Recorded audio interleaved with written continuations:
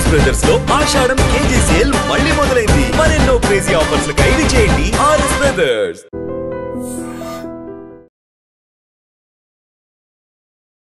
గూడూరు పట్టణం రమేష్ బేకరీ వద్ద మద్యం మత్తులో అకారణంగా రాకేష్ అనే యువకుడిపై దాడికి పాల్పడ్డ నేరస్తులు సాయి తేజ, అలీ.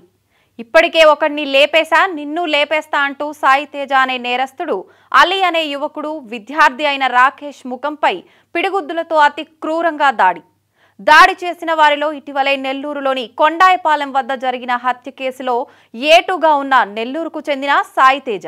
వద్దని వేడుకుంటున్నా కనికరం లేకుండా పిడిగుద్దులు ఎందుకు కొడుతున్నారో తెలియకుండానే దెబ్బలు తిన్న రాకేష్. షాప్ ముందు ఎందుకు గొడవ అని అడ్డుకోబోయిన రమేష్ బేకరీలో పనిచేసే యువకుడిని చావబాదిన సాయి తేజ, అలీ. ఇకపై భూమిపై తిరగాలన్నా బ్రతకాలి అన్నా రౌడీల అనుమతి కావాలేమో.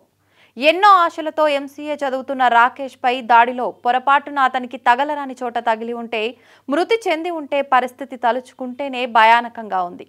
గూడూరు ముత్యాలపేటకు చెందిన బి రాకేష్ అనే యువకుడు గూడూరులోని సంగెం రోడ్డులో పానీపూరి తింటుండగా అక్కడికి వచ్చిన నెల్లూరుకు చెందిన హత్య కేసులో నిందితుడైన సాయి తేజ, గూడూరుకు చెందిన అలీ అనే ఇద్దరు యువకులు మత్తులో బూతులు తిడుతూ ఉండడంతో తనను ఎందుకు దూషించారు అన్నందుకు, అంటే ఏం చేస్తావు, ఒకరిని లేపేశా, నిన్ను లేపేస్తా, ఎవరొస్తారు అంటూ ఒక్కసారిగా మీద పడి కొట్టడంతో రాకేష్ కొంచెం తప్పించుకొని పక్కనే ఉన్న రమేష్ బేకరీ దగ్గరకు వచ్చిన అతన్ని వెంబడించిన సాయి తేజ, అలీలు బేకరీ వద్ద కూడా ముఖంపై దారుణంగా పిడిగుద్దులు గుద్దడంతో రాకేష్ పళ్ళన్నీ కదిలిపోయినట్లు, గొంతుపై కూడా తీవ్ర గాయాలు అయినట్టు తెలుస్తోంది.